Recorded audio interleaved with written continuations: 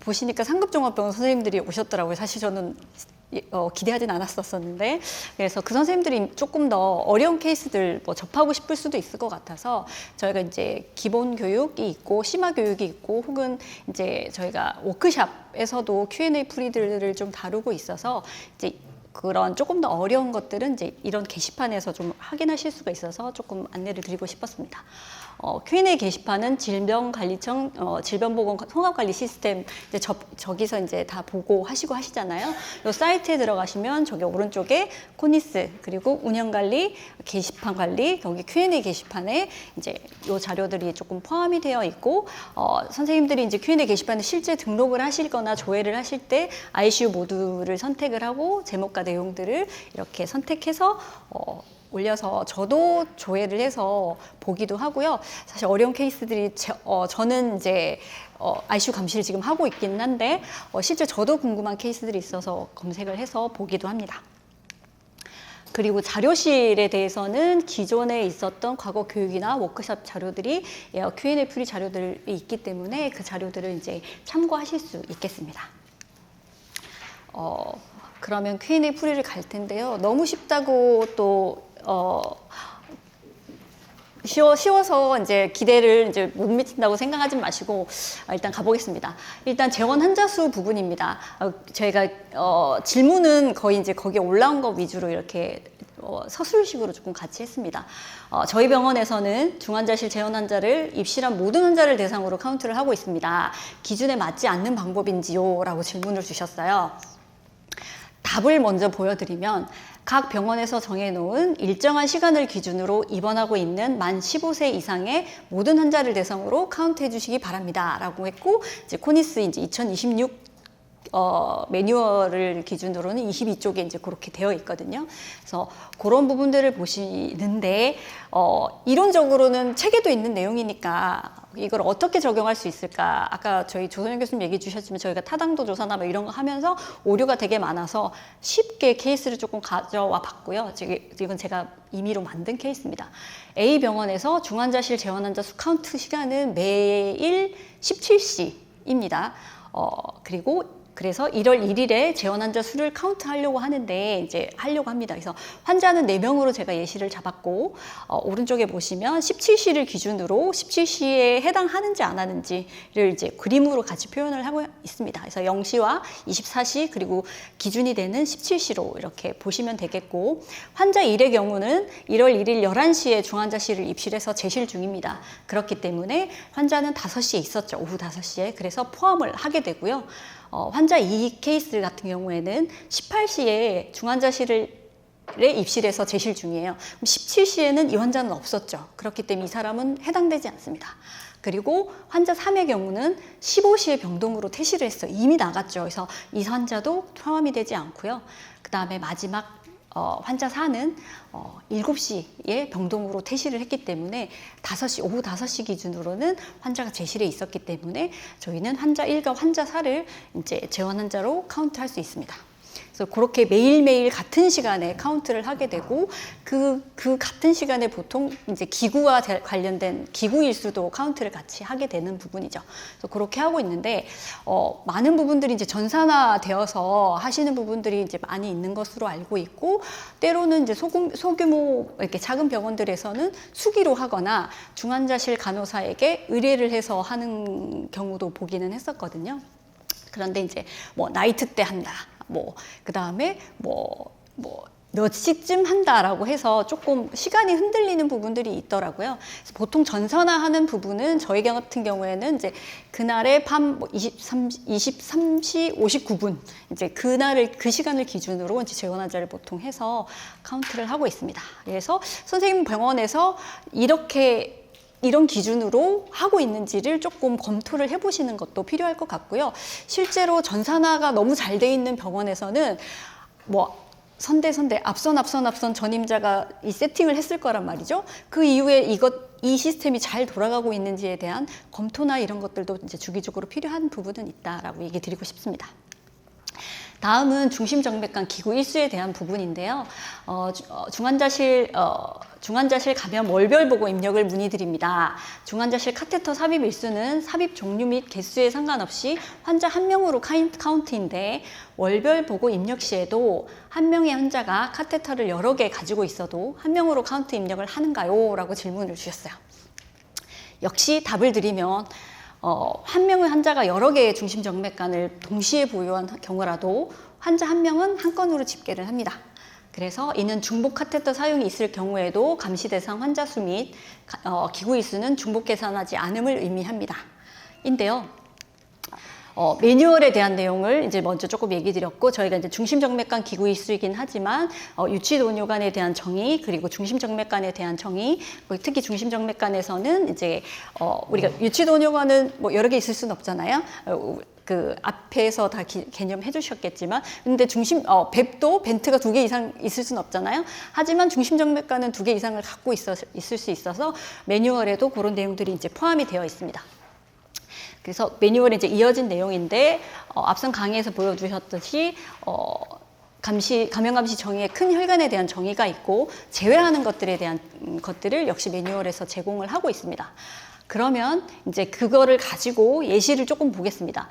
역시 환자 4명인데요. 앞선 1번 케이스와 1번 질문과는 이제 상관없이 그냥 4명의 환자라고 보시면 되고요. 이 환자 1에서 결국 카테터 종류에 대한 부분을 이제 중심정맥관인지 여부를 이제 확인을 해야 되는 거죠. 라이트암 페리페럴 베인이고 라이트 히크만 카테터, 라이트암 미드라인이 있는데 사실 앞선 그 강의나 혹은 이제 자료에서 보시면 여기 환자 1에서는 라이트 히크만 카테터만이 이제 중심정맥관의 정의에 포함되어 있습니다. 그래서 빨간색으로 이제 인쇄본에서는 이제 이중 동그라미로 보이실 거예요. 이제 그 부분에 대해서 카운트를 하게 되겠습니다. 환자 2 같은 경우에는 이제 중심정맥관을 2개 갖고 있는 케이스의 사례를 보여드리고 싶었고, 처음에는 레프트 페모랄 베인을 갖고 있다가 라이트 이제 IJ 베인으로 이제 바꿔 삽입한 케이스이기는 한데, 5일에 보시면 같은 날 2개를 갖고 있는 경우가 있죠. 그러면 무엇을 지우든 상관은 없습니다. 그래서 2개 중에 하나만 카운트를 한다는 부분 이제 얘기 드리고 싶어서 케이스를 환자 2를 만들었고요. 환자 3은 레프트 페모랄 아테리 그리고 라이트암 페리페럴 베인 인데요. 레프트 페모럴, 그러니까 아테리라고 모두 제외는 아닙니다. 다만 이제 풀모너리 아테리는 아울타 쪽에 삽입이 되어 있는 경우는 포함이 될 텐데, 레프트 페모럴 아테리 같은 경우에는 포함이 되지 않기 때문에 환자 3은 중심정맥관을 가지고 있지 않은 환자입니다. 환자 4의 경우에는 아까 얘기 드렸던 이제 에크모라든지 IABP 같은 것들은 이제 기구들은 이제 제외를 하게 되고, 레프트 PICC를 이제 중심정맥관으로 이제 확인하게 되고요. 그래서 이제 이중 동그라미가 있는 거를 1일에는 그래서 2명이 기구 삽입을 이제 2명의 환자 2건이 있고, 2일도 2건, 3일도 3건, 4일 3건 이렇게 쭉 해서 이걸 이제 한 달치를 카운트를 해서 이제 합산을 구하게 되죠. 그래서 그런 식으로 카운트를 하게 됩니다. 저도 전산화가 되어 있어서 수기로 이런 걸 이제 해볼 생각은 못 했는데요. 이런 강의를 하게 되면 한번 해봐야지 싶기는 하더라고요. 자, 그러면 이제 사례로 조금 넘어가는 것도 있고, 이제 사례 풀이를 해보는 것도 있고요. 조금 선생님들이 주어서 그냥 텍스트로 이제 저희가 질문답이 나갔던 그런 케이스도 좀 있습니다. UTI 관련된 질문인데요. 1월 26일에 유린 컬처에서 이제 슈도모너스가 12.5승계 이상 나왔고 동성되었다면 1월 26일을 기준으로 전후 3일간 발열 등의 기타 증상이 있으면 진단이 가능한 건가요? 아니면 심통이 있었던 날을 기준으로 하여 인펙션 윈도 피리어드 내에 검체 동정을 확인하여야 진단이 가능한 건가요? 라고 주셨는데요. 앞에서 너무 계속 얘기 주시긴 한 부분이긴 합니다. UTI 진단 시 기준일은 최초 진단 검사가 양성으로 나온 시점이고, 엄밀하게 말하면 양성으로 나온 소변 샘플이 이제 채취된 날이라고 얘기 드리고 싶습니다. 그래서 코니스에서도 이제 이렇게 매뉴얼에서 제공을 하고 있고, 앞에서 계속 얘기 주셨던 부분이어가지고 이제 왼쪽 사례는 증상이 앞선 그 12월 5일에 그 유린 컬처 결과보다 증상이 먼저 앞선 날이고, 그리고 오른쪽 케이스는 이제 배양이 먼저 나온 케이스고 증상이 이제 뒤따라오는 케이스여서 그때에 따라서 이제 감염 발생이 달라지는 케이스를 조금 가지고 왔습니다. 네 번째는 이제 기감염에 대한 부분 얘기 드리고 싶습니다. 병동 장기 재원 중에 중환자실로 전실 온 환자의 경우 중환자실 입실 2일 전에 발생한 감염까지만 POA 기감염으로 진단이 가능할까요? 아래 사례에서 중환자실 혈류 감염으로 다시 진단을 해야 하는지 아니면 병동 감염 POA 적용이 가능한지 궁금합니다. 사실 쌉티의 마인드로 우리는 이제 아까 얘기한 것처럼 정말 같이 갖고 가야 되는데 너무 빼고 싶기는 해요. 저는 뭐 14일치 이전이라도 뺄 수만 있다면 더 보고 싶기는 한데 이제 그거는 이제 말씀하신 것처럼 약속한 부분이어서 이제 이렇게 12월 1일 MRS의 혈류 감염이 확인이 됐고 12월 7일 중환자실 입실을 했어요. 근데 이제 3일 후에 혈액병원에서 다시 MRS가 확인이 됐죠. 그래서 이 케이스를 어떻게 갖고 갈 거냐. 이미 병동에서 갖고 온 건데 너무 빼고 싶기는 한데 저희는 이제 약속을 했다는 거죠. 그래서 코니스 ICU 감시는 중환자실만을 감시 대상으로 하고 있습니다. 현실적으로 ICU 입실 14일 이전에 발생한 감염 여부를 모두 보기에는 저희도 이제 일을 해야죠. 감시만 하진 않잖아요. 그렇기 때문에 이제 이런 부분들에 대해서는 이제 RIT를 적용하는 것이 어렵기 때문에 감염 발생일이 중환자실 입실 3일 이전인 경우에는 ICU 보고에서 제외를 합니다. 해서 저 표를 이제 계속 보여드리고 있고 이 케이스에서 이제 사례를 좀 같이 맞춰보면 이제 저 위에 표를 같이 적용을 해보면 12월 1일에 그 MRS 혈류 감염이고 근데 12월 4일까지는 ICU 감시 고려 대상에서 아예 제외를 하고 있기 때문에 이제 빠지면 됩니다. 그리고 12월 5일부터 12월 9일까지 아까 얘기 주신 것처럼 12월 혈류 감염에 대한 부분, 혈액배양을 조금 더 12월 8일 날 했으면 어땠을까라는 생각이 좀 있죠. 그래서 뭐 사실 ICU에서 왔으면 뭐 발열도 있고 뭐 여러 가지가 있었을 것 같은데 조금 놓쳤던 것 같습니다. 그리고 있었던 환자라서 뭐 그렇게 쓸 수도 있을 것 같고요. 그래서 저건 안타깝지만 이제 12월 10일 날 다시 의료 관련 감염으로 중환자실의 의료 관련 감염으로 진단을 하게 됩니다. 사실 이 케이스는 4일째라서 조금 덜 아쉽기는 한데 3일째 잡으면 정말 이렇게 그렇습니다. 네. 동일 감염 불가 기간 후 진단에 대한 부분입니다. 기감염 기간이 진단 후 지속적으로 동일 감염이 발생했을 때 재감염 진단을 할 수 있는 걸까요? 라고 이제 질문을 주셨고요. 10월 1일 기감염 폐렴이 있었고 10월 14일 기감염 RIT 기간이 종료되었고 10월 20일 폐렴 지속 시 이제 재감염으로 진단을 하는 것이 맞을까요? 라고 얘기를 주셨습니다. 요거는 역시 RIT 기간이 지나고 진단 기준에 충족이 된다면 폐렴으로 이제 진단이 가능하겠다 하는 부분을 드리고 있고요. 코니스 매뉴얼 이제 27쪽에 보시면 동일 감염 불가 기간에 대한 이제 RIT에 대한 부분들이 있습니다. 그래서 그 부분에 대해서 이제 강의 주시긴 하셨는데요. 동일한 종류의 감염을 새로운 감염으로 보고하지 않는 14일의 기간이고요. RIT는 기감염과 의료 관련 감염 둘 다에 적용할 수 있습니다. 그래서 입실 시점에서의 이제 POA 기감염인지를 굉장히 저희가 또 빡시게 보게 되죠. 네. 그리고 14일간의 RIT 동안에 같은 종류의 감염의 진단 기준이 충족되는 경우 새로운 감염으로 보고되지 않는다. 반복적으로 이제 폐렴에 대한 부분들이 되거나 혈류 감염이라든지 뭐 UTI도 반복적으로 나올 수 있거든요. 다시 보고하지 않는다. 다만 RIT 내에 다른 병원체에 의해 같은 종류의 감염이 발생한 경우에는 기존 감염에 추가로 발견된 병원체는 이제 추가를 한다는 부분 알아주시면 좋을 것 같고요. RIT의 설정은 트랜스포 룰에 따라서 퇴실 당일과 그 다음날을 포함해서 한 번의 중환자실 재실 기간에만 적용한다. 그래서 퇴실했다가 다시 들어오시면 이제 다시 시작입니다. 그리고 동일한 중환자실 재입실하는 경우라도 전 입실의 RIT가 다음 입실시까지 이어지지 않는다 하는 부분이 있습니다. 그래서 이게 뭐 그 퇴실 이후에 감염 발생에 대한 부분하고, 그러니까 퇴실 후 다시 재입실하는 동안에 이제 기간이 짧은 경우에 그 트랜스퍼 룰과 그 퇴실 이후에 이제 그 ICU 감염에 대한 진단에 대한 부분들이 조금 어려우실 수 있는데 그런 부분들 조금 가져가셨으면 좋겠고요. RIT 동안에는 기구 관련성 여부를 변경하지 않는다.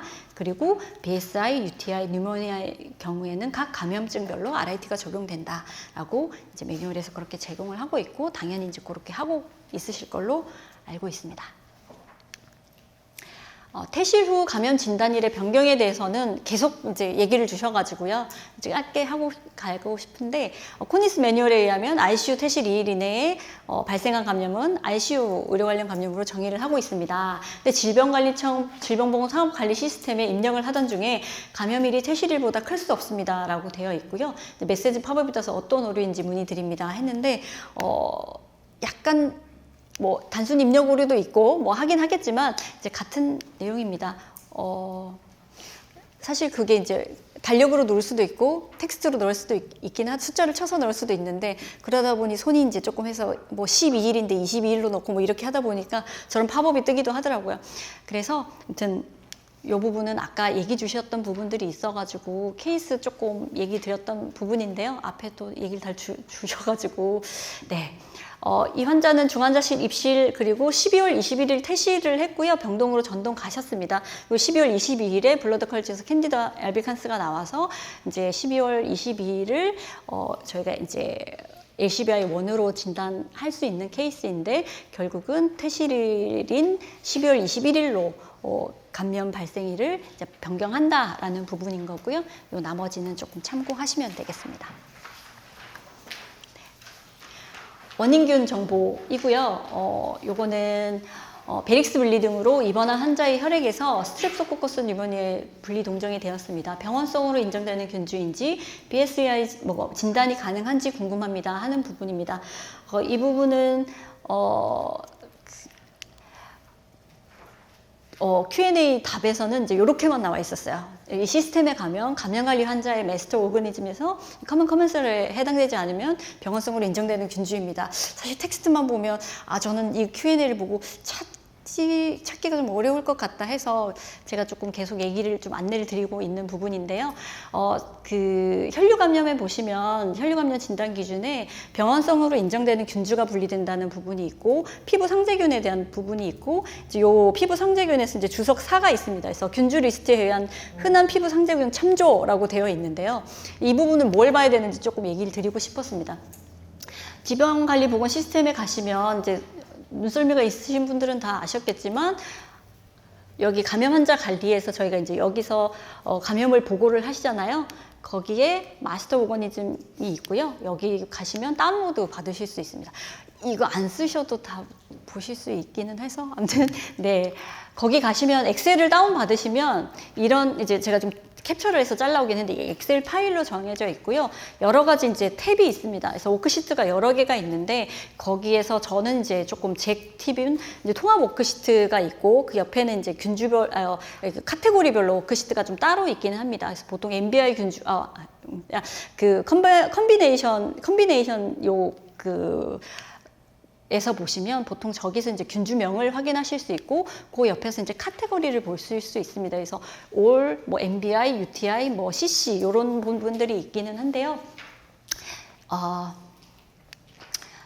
보통 저기서 이제 엑셀에서 선생님들이 이제 확인하고자 하는 균주명을 그냥 컨트롤 F를 하거나 뭐 찾기 버튼을 누르거나 뭐 여러 개도 있기는 한데, 저기서 이제 뭐 저 항목에서 이렇게 찾으실 수 있습니다. 저거는 그냥 찾는 방법은 선생님들이 조금 더 자유롭게 하실 수 있을 것 같고요. 저렇게 하면 이제 균주명을 정확하게 띄어쓰기를 또 정확하게 잘 하시면 저렇게 해당하는 균주명만 딱 뜨게 되고요. 그래서 아래 이제 요 해당하는 항목만 제가 캡처를 아래쪽에 한 부분인데, 스트레프토코커스 뉴모니아를 했을 때 올 UTI라고 되어 있죠. 그래서 사실 여기 CC라고 되어 있지 않기 때문에 여기는 이제 병원성 균주로 이제 진단을 하실 수가 있고요. 참고로 피부 상재균제는 CC라고 표기가 되어 있어서 이제 저렇게 오른쪽 표처럼 이렇게 나와 있는 부분들은 피부 상재균이구나라고 하실 수가 있고요.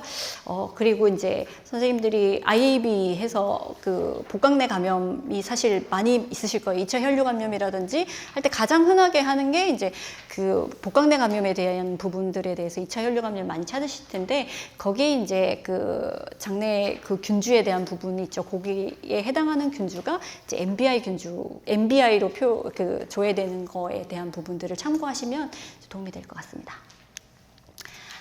그래서 만일에 저기도 없다 하면 Q&A 보통 올려주시면 이제 저희 사무국에서 그 Q&A 팀에서도 검토하시고 저 시트에 추가를 해서 올릴 수가 있습니다. 자, 그다음에 항생제 감수성 결과가 다른 경우에 어떻게 하나요? 해서 아까 교수님 얘기해 주신 부분이 있기는 한데요. 뭐 질문은 ABUTI 균주 등록 시 검체를 문의드립니다.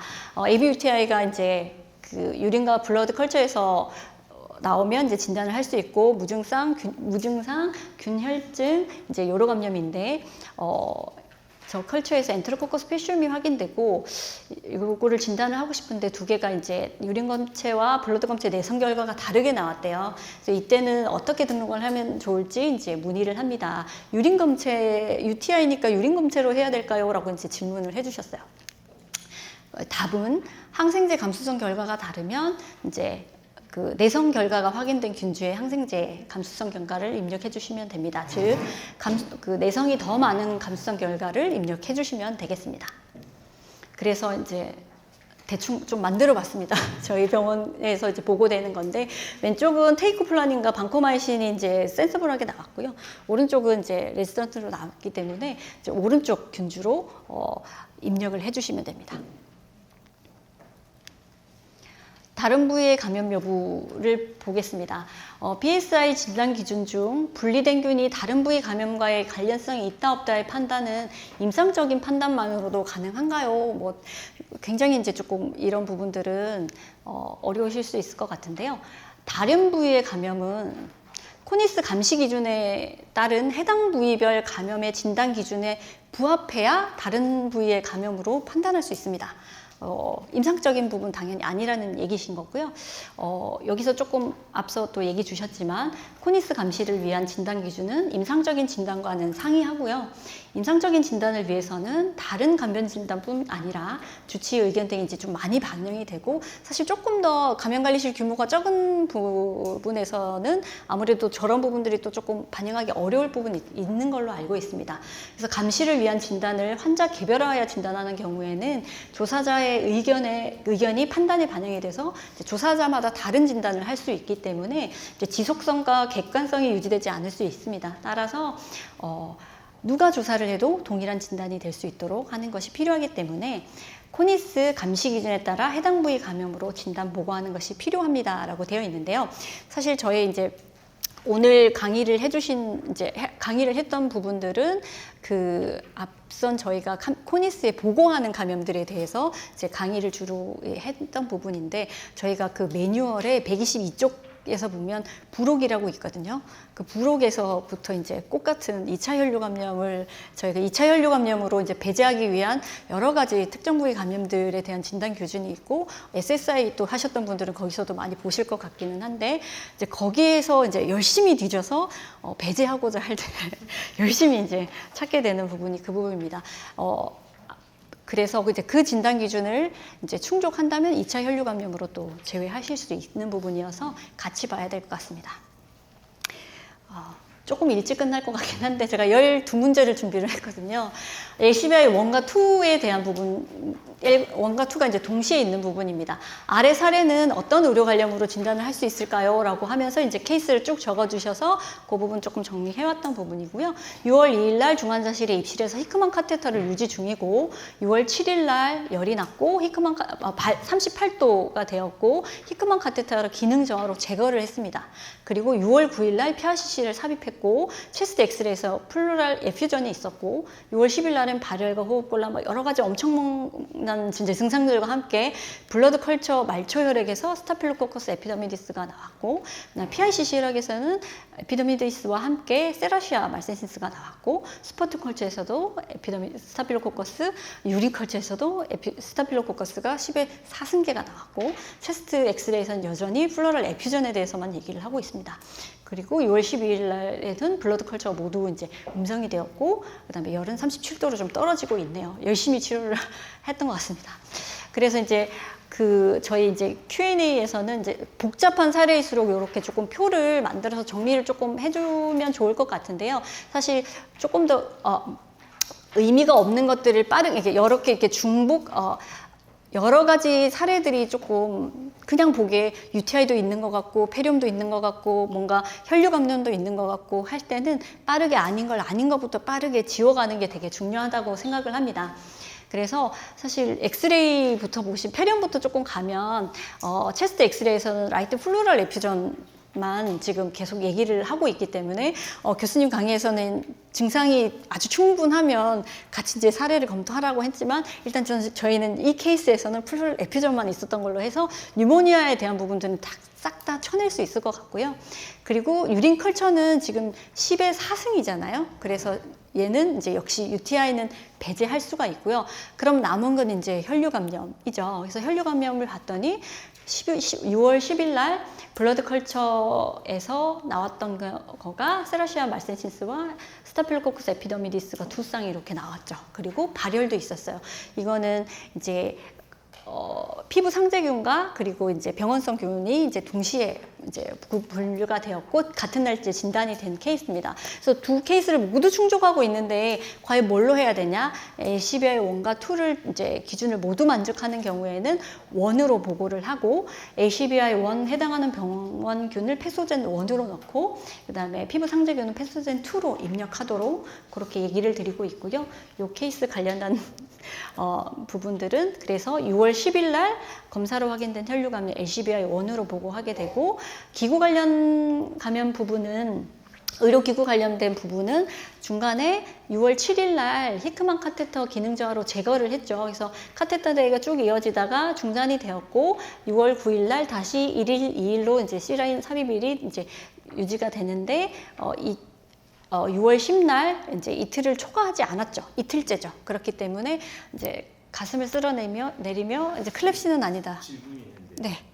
ACBI 1과 2에 대해서는 2로 보고를 하는데 아, ACBI 2, 원, 그러니까 원, 1으로 네. 보고를 하는데 ACBI 2를 보면 감염 발생일이 6월 7일이잖아요.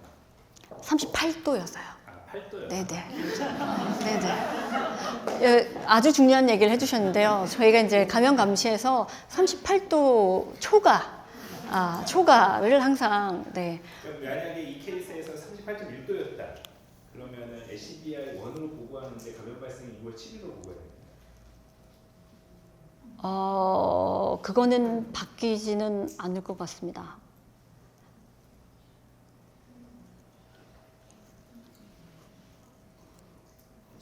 아니에요. 아니요. 또 갑자기 또 프리즈가 좀 있었는데요. 일단 오늘은 준비해 온 것만 하겠습니다.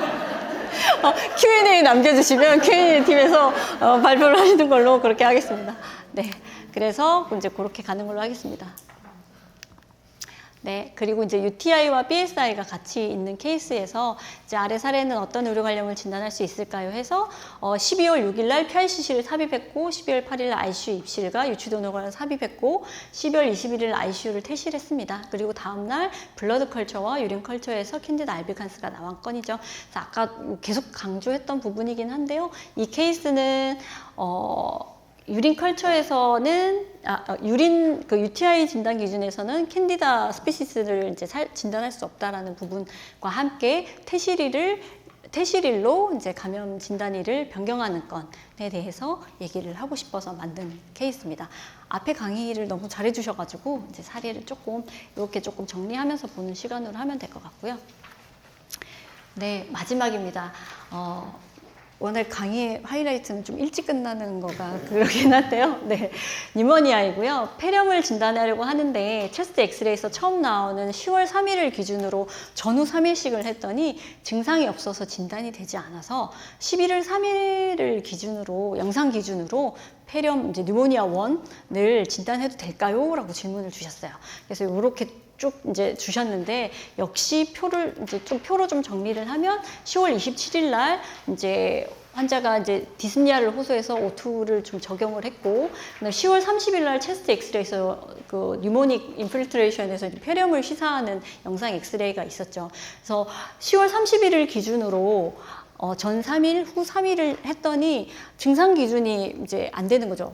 저기 오른쪽에 보시면 여러 가지 이제 증상들을 이제 맞춰야 되는데 그 부분이 이제 축적이 안 되는 거죠. 그래서 조금 봤더니 환자의 경과를 쭉 봤더니 이후에 다시 폐렴에 대한 부분들이 이제 영상 검사에서도 보여지고 있고 11월 3일 기준으로 다시 이제 픽션 윈도 피리어드를 이제 설정을 해서 그다음에 발열과 그다음에 엑스레이에 대한 지속성 부분 그리고 호흡 증상에 대한 호흡 호흡에 대한 호흡기 증상에 대한 부분 여러 가지를 이제 충족을 하고 있는 거죠. 그래서 충족을 해서 봤더니 그래서 결국 11월 3일로 진단이 가능하겠다 하는 부분이 있어서 그 뉴모니아 1으로 진단한 케이스에 대해서 이제 가지고 와봤습니다. 감사합니다.